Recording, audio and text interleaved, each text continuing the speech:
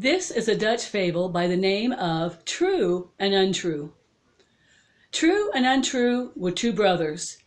True was a very noble fellow, very honorable, while Untrue was not only bad, he was full of lies. When these two brothers became adults, their mother, a widow, told them, "It is time now for you to go out into the world." She gave them each some scraps of food, and they began their journey. They traveled throughout the day.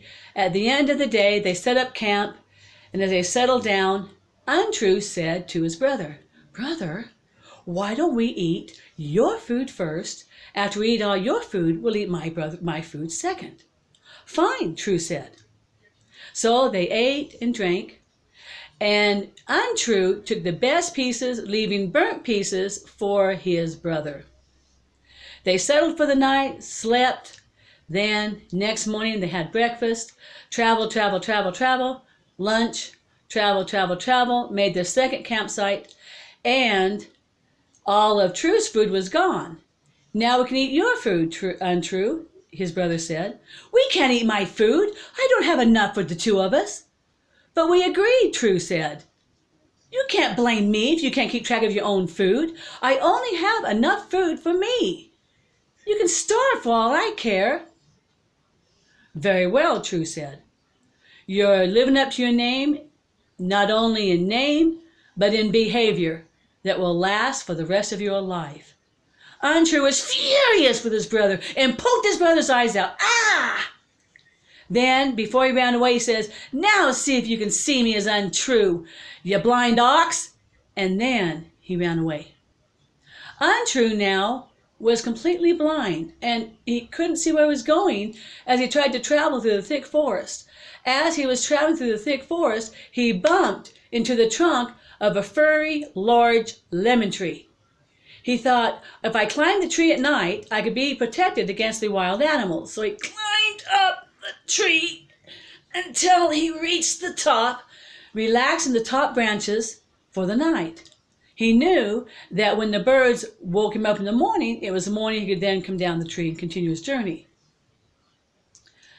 As he was relaxing, he heard some animals gathering at the base of the tree.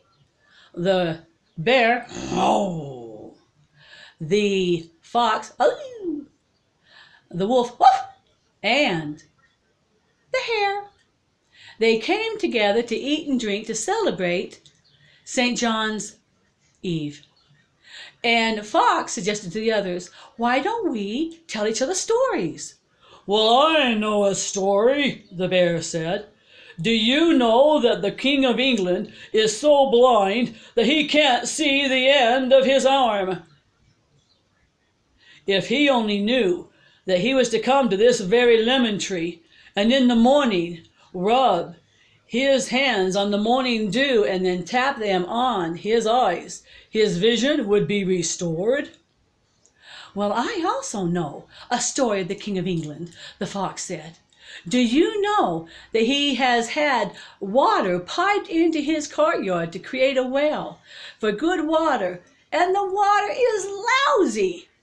If he only knew that all he had to do was move a big boulder in the center of his courtyard to the side, dig into that ground underneath that boulder, that there is a source of beautiful water underneath." "Well, I know the story of the King of England," the wolf said. "Do you know that he planted an orchard years ago that has never harvested a thing?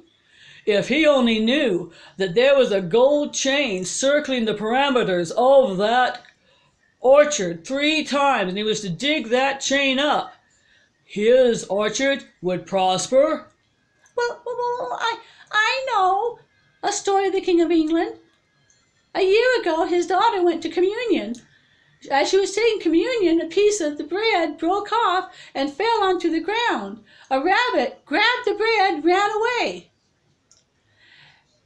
If the king only knew that all he would have to do is dig out the steps and retrieve that bread and give it back to the princess, her health would be restored.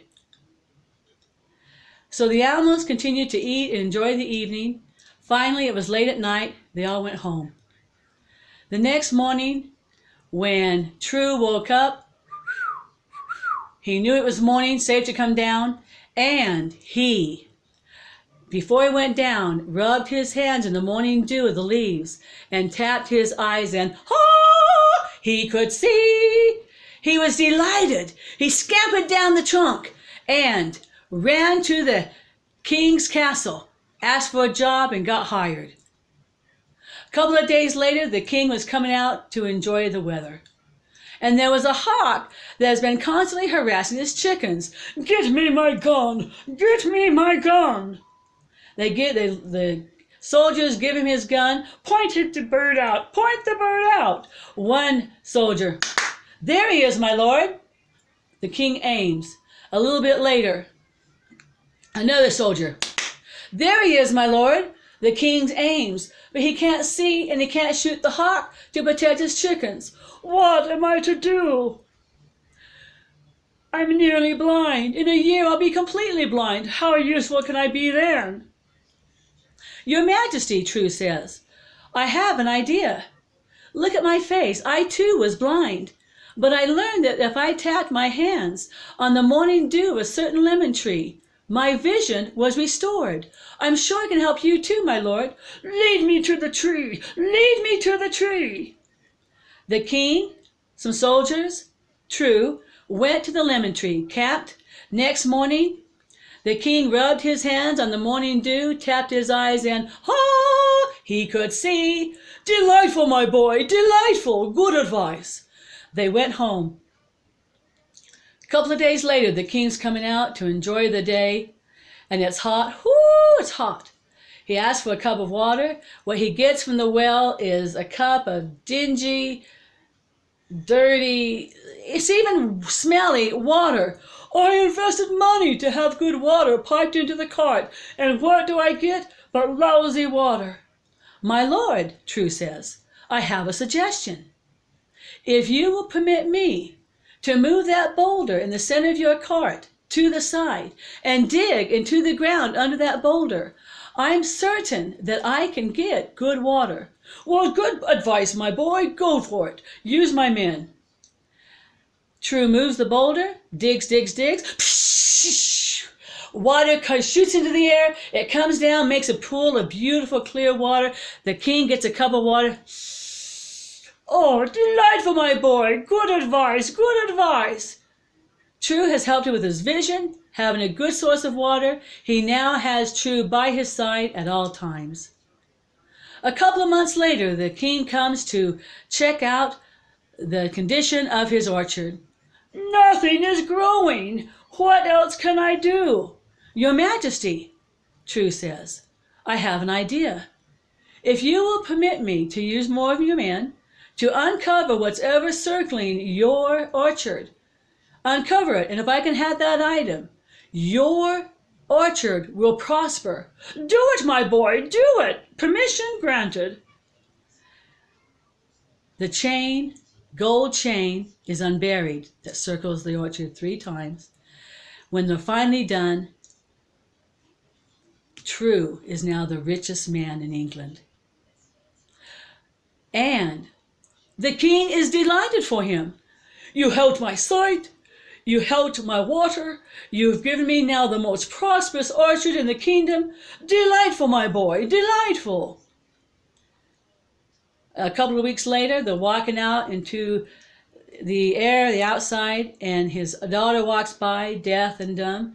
"She used to be so healthy a year ago. I don't know how we can help her. True, if you have any advice, you can have half my kingdom. You can have my daughter to wife, if you know how to heal her." "I have an idea, my lord.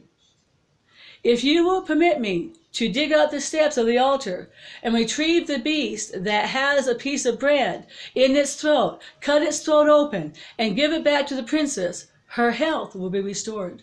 "Do it, my boy. Anything to help my daughter."